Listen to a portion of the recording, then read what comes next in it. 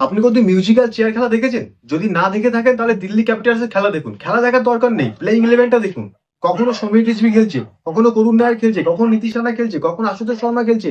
যাকে পারছে তাকে চান্স দিচ্ছে। টি-20 ক্রিকেটে তুমি যদি একটা প্লেয়ারের বিশ্বাস না করো, স্টেবিলিটি না দাও, তাহলে তোমার টিম কিভাবে হবে? আজকে দেখুন, আকসার প্যাটেল বড় মাপের বোলার, কুলদীপ যাদব বড় মাপের বোলার, তাদের ওভার থাকা সত্ত্বেও কি লেফট লেফট হ্যান্ডের সামনে অফ স্পিনের জন্য নীতিশ রানাকে বলে দিল 4 ওভারে 54 খেলো, ম্যাচ তো এখানেই শেষ।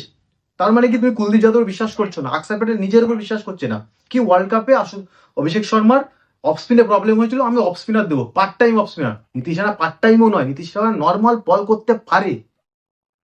দিল্লি ক্যাপিটালস আগের বছর সেম করেছিল, 5টা 7টা ওপেনিং পেয়ার চেঞ্জ করেছিল, কিছু করতে পারেনি। এবছরও কিন্তু 3 4 5-এ ইম্প্যাক্ট প্লেয়ার সব সব গোঁজা মিল দিচ্ছে। এভাবে টি-20 ক্রিকেট যায় না। এভাবে তুমি লং রানের জন্য তুমি কখনো জিততে পারবে না। কাপ তো দূরের কথা, কোয়ালিফাই ওই ঠিক দরজায় গিয়ে দাঁড়িয়ে যাবে। এক রান তুলতে পারেনি, কনফিডেন্স ডাউন হয়ে গেছে। সেম করছে, আবার সেম জিনিস করছে। এত চেঞ্জেস নয়, টিম স্টেবিলিটি রাখো।